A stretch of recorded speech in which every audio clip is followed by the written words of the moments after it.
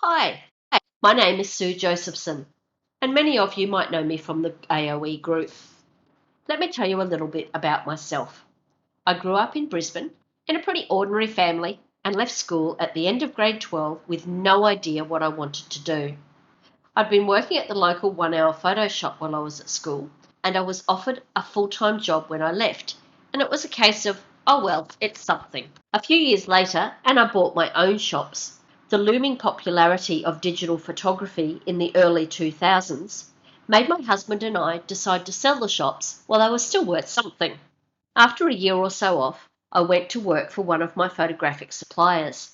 We were importing photographic machinery and supplies, and I had a comfortable relationship with purchasing from Asia, America, and Europe. I started importing product for my husband's business, and in 2009 decided to see if there was a market for these products on eBay.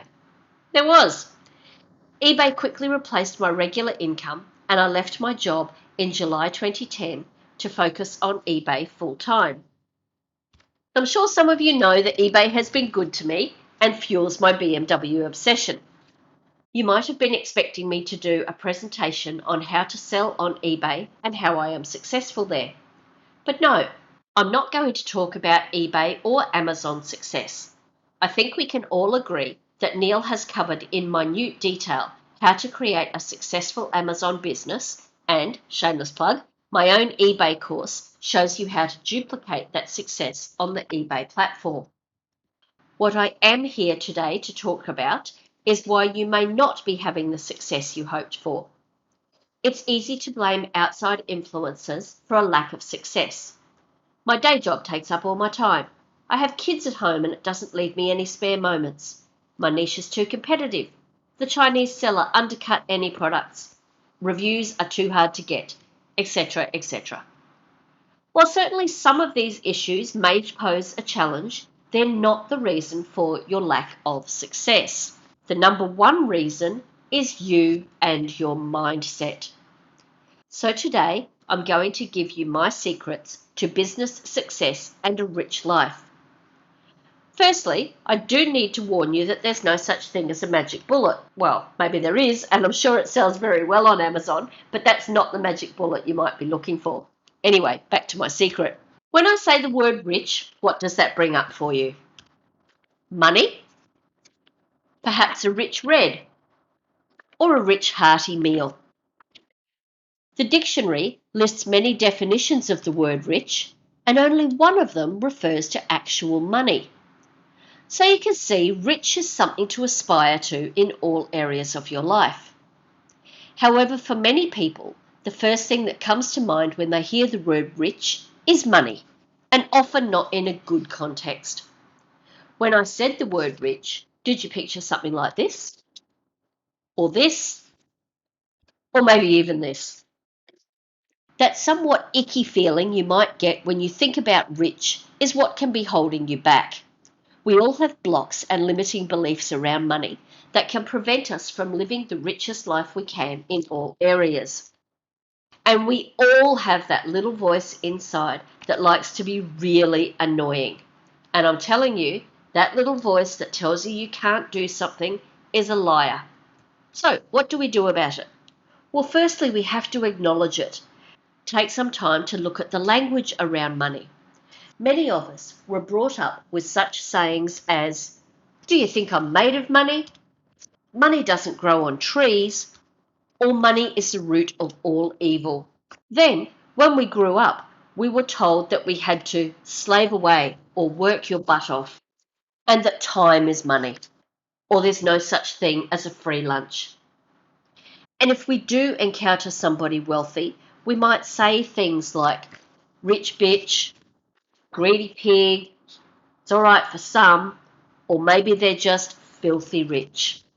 We may even refer to our own money as hard-earned or cold, hard cash. It's no wonder we have such blocks around money. After all, if you were to become rich, the little voice inside your head might be telling you that no one will like you when you are a rich bitch. People will only like you because of your money. People will want to steal your money. Or if you become rich, you'll have to pay a lot of tax.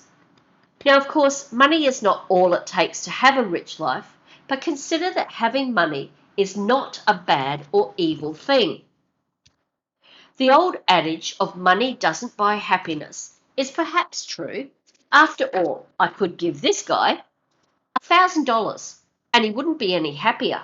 But if I gave him $100,000, it might, if he has a good lawyer, buy his freedom. You see, it's not money we want, it's the freedom that comes along with that. The freedom to spend time with your kids, the freedom to travel wherever you like, the freedom to drive the car you like, etc., etc.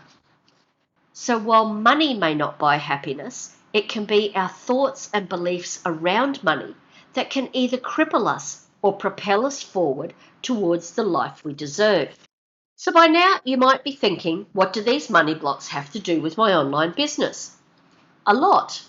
You see, it's those same blocks that could be the ones that are subconsciously stopping you from going ahead with a particular product. You might be telling yourself things like, this product sells too many, I won't be able to afford enough stock. Or, this product sells at a really high price, I'll only be able to buy a small amount. Or maybe, this is a low priced item, I'll have to sell too many of them to make good money. It's those underlying blocks and limiting beliefs can show up as chronic procrastination as we find it hard to push through. If you find yourself stuck, step back and have a good hard look at what's going on. Maybe you need to change your language. Instead of this product sells too many, try saying, I will need to reinvest in this product each month to build up a good supply.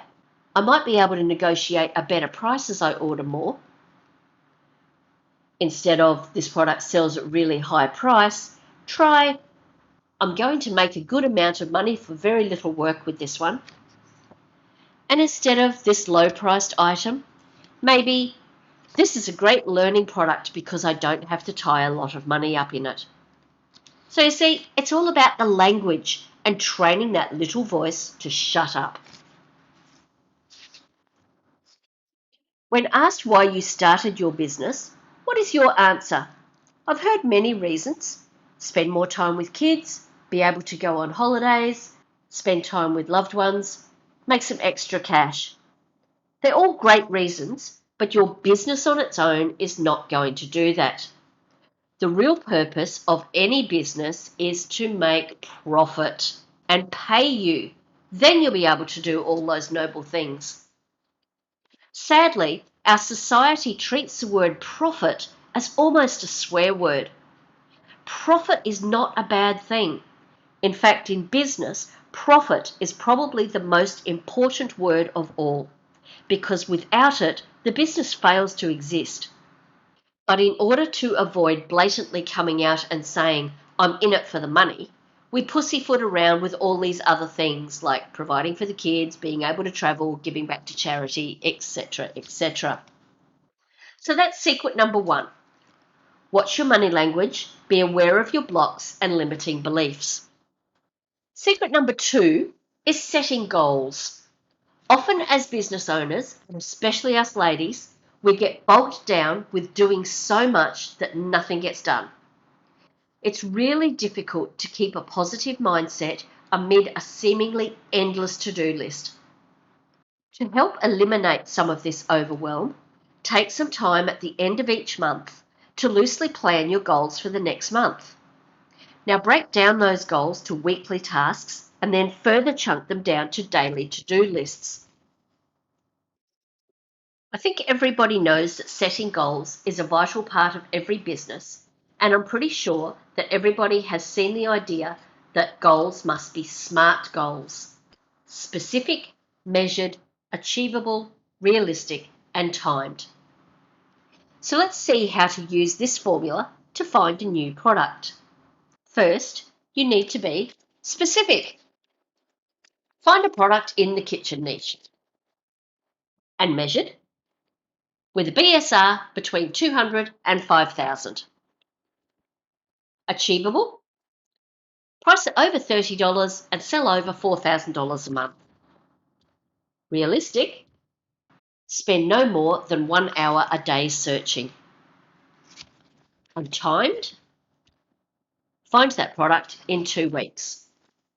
So now our goal is, this week I will spend no more than 1 hour a day finding products in the kitchen niche that have BSR ratings between 200 and 5,000 and make at least $4,000 a month in sales. You might do this for 2 weeks, then move on to the next step of the process, finding a supplier. Specific, find a supplier on Alibaba for my new kitchen product. Measured, with an MOQ under 500, needs to cost under $10, spend no more than 1 hour a day, and have samples in 2 weeks. So now our goal is, in no more than 1 hour a day, I will search Alibaba for a supplier of my new kitchen product. It needs to cost less than $10 and have an MOQ of under 500. I will receive samples in 2 weeks. So now we can go ahead and block out 1 hour a day for product research in our daily to-do list.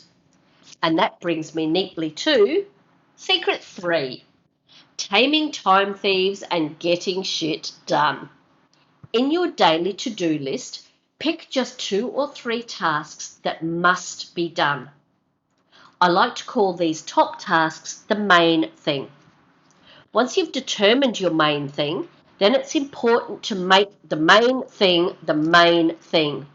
Do not allow yourself to be pulled away from completing your main thing. Now you might be thinking, there's always something that pops up.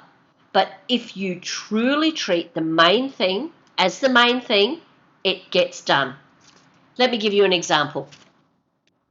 Say you need to go to the bathroom. I mean, like really need to go. Nothing, not the phone ringing, the dog barking, or the kids killing each other is going to distract you from completing that main thing. What can you do if you find yourself not getting stuff done? My favourite exercise to tame the time thieves can seem a little counterintuitive, but it does serve a good purpose. When you find yourself too busy and tasks are not getting done, grab your to-do list, a kitchen timer, or the timer on your phone, and set it for the time that it should take to do the task. Say 1 hour doing the research from our SMART goal. When the timer goes off, stop. Now, have a think. What have you been doing in that last hour? Have you been working on just that task, or have you been distracted or interrupted? Write down what those distractions were. You might have things like, phone rang, spoke to Karen about Julie's dinner, 7 minutes. Paul needed help with a customer query, 5 minutes. Mum rang, 10 minutes. Needed to sign for a parcel, 2 minutes. Opened parcel and threw away the rubbish, 3 minutes. Needed to hang out the washing, 5 minutes. All of a sudden, those little interruptions have stolen 32 minutes from your hour. Do this for a good week and then have a look at why you didn't get stuff done. After a week, you might see some patterns emerging. Look over the distractions. How can you minimise or eliminate them? Put your phone on silent to allow for a solid block of work. Can you delegate a task to somebody else? Do you need to train a staff member better? Do you need to hire some help? This could be a cleaner or a babysitter for a bit. Do you need to find a cafe or shared office where you can work quieter with less distractions? Sometimes you might truly not know why a particular task did not get done. Take a long, hard, close look at it. What's your gut saying? Is there a solid reason for you not to do this thing? Are you actually capable of doing this task, or do you need help from somebody else? Are you afraid of stepping outside of your comfort zone? Procrastination is the worst kind of debilitating time thief. Often, you'll hit a procrastination wall when attempting to move out of your comfort zone. However, the best stuff lives outside your comfort zone, and once you conquer the fear and indecisiveness, you'll wonder what on earth you were worried about. Remember how nervous and scared you were when you first learned to drive a car? It was super scary and terrifying, But slowly, as you gained experience, it became easier and easier, until now you don't even really need to think about how to drive a car. If you want to dig deeper into how I get shit done, have a look at my 5-day challenge, where I run through how to tackle your to-do lists and simply get it all done. There's a link to the course below this video. Secret 4. This is my favourite. Up-level your life. Throughout my adult life, I have been on a constant journey of reading and learning various methods of creating a better and richer life. I have studied the law of attraction, I've watched The Secret, I've read Rich Dad, Poor Dad, I've tried to think and grow rich. While some of these brought a healthy change to my mindset, my favourite tool came not from the world of woo-woo airy-fairiness, but rather from my corporate dealings with Kodak. One year, our Kodak conference included a seminar about the Japanese business technique of Kaizen. I'm sure some of you are familiar with it.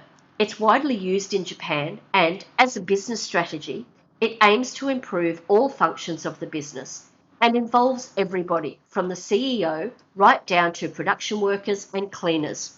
No area is immune from the concept that all processes can be improved. Now, what do you think might happen to your life if you applied those same strategies? You create a life of abundance and richness. Now, you might be thinking, cool, where do I start? And the answer, of course, is at the beginning. Firstly, you need to determine exactly where your life is at right now. And by delving into your life and performing a kind of internal audit on all areas of your life. Below this video is a link to a PDF workbook that has pages to guide you through this. When you get some time, allow yourself some quiet time, get comfortable with a drink or a coffee, and get really clear and honest with yourself as you rate each area of your life. This audit will show what I like to call your current life balance. Please do not stress if you have a number of areas that are less than ideal. Spend some time going back over your ratings. Rejoice on the areas that are doing really well and reflect on those that are not so good. Now, imagine, what would your life look like if every area was leveled up to 10? Can you see the life of abundance and rich balance you could be enjoying? The next step is where the Kaizen strategy comes in. This is the fun part. The next section of your workbook takes your audit to a deeper level. By drilling down further into each level of your life, you will rate your life in more detail. Don't think too much about each answer, just rate it with your first feeling. When you have finished, you will have created a roadmap to the rich life you really desire. By using the Kaizen strategy of continuous improvement, make a decision to improve each area by just one step. Some of the upgrades will be easy and some might take a little more thought. Don't be in too much of a hurry to upgrade too many steps at a time. You want each higher step to become your new normal. So choose just one thing that is at the lower end of the scale, take the action to upgrade it, and never go back. That's how you move up to a new normal. Think of how your life is different now than it was when you first started work. What's your new normal wage? I bet it's much higher than that first paycheck that felt like you had all the money in the world. What's your normal level of house? I'm sure it's far nicer than the dump you moved into fresh out of home, but didn't that first place feel like a palace? What about your car, or the type of wine or beer you drink? When you think about it, we all unconsciously upgrade as we go in life. But by upgrading with purpose, you can create rich magic. One really important thing to keep in mind as you do these upgrades is that your level 10 may not be someone else's level 10. Don't feel like you have to conform to society's ideals here. The exercise is to create your level 10 lifestyle. Let me give you an example. Take cars, for instance. I'm sure everyone here knows about my passion for BMW and Neil's passion for Porsche. We both have our level 10 out of 10 cars. But if we were to swap, would we have our level 10 cars? No. Or for my son Mark, my BMW or Neil's Porsche would barely rate a 1 or 2. You see, Mark likes to camp and mountain bike and generally do stupid things in mud. So for him, his Land Cruiser is level 10. You may get a bit of a shock when you do this exercise at how poorly you may be treating yourself in some areas. Some upgrades need not cost a huge amount of money either. Simple things like buying new undies can make you feel like $1,000,000, or a new doona cover to lift your bedroom to a whole new level, or new slippers to replace the ones with the holes in the toes. Business upgrades might have you upgrading your photos with Craig Sewell, or upgrade your listing descriptions with a heap more keywords, or hiring a Fiverr person to do some copywriting. Let me give you an example. Recently, one of my low-end items was our dinner set. It was a cheap set bought from Kmart and had worn terribly. And in my perfect world, Princess Sue would be eating off fine bone china every meal. So why don't I? Well, my bullshit excuses are around that good dinner sets only for special occasions. Good china can't go in the dishwasher. Good china will chip easily, and that good china is very expensive. My mother's good china is a Noritake set she received as a wedding present over 50 years ago, and it gets used maybe once or twice a year. I decided I wanted Noritake as my everyday dinner set. A look on Facebook showed a lovely 6-piece full place setting in a nearby suburb for $50. Sold. I don't even care if the dishwasher takes the silver band off it in 12 months or so. At $50, it's still cheaper than the crappy Kmart one. So now, for the time being, my dinner set is 10 out of 10, and it makes every meal feel like a special occasion. The important thing is to just decide to upgrade and take action one level at a time, and you will rise to rich. I like to evaluate my upgrade plan every 6 months or so and see how I can improve again.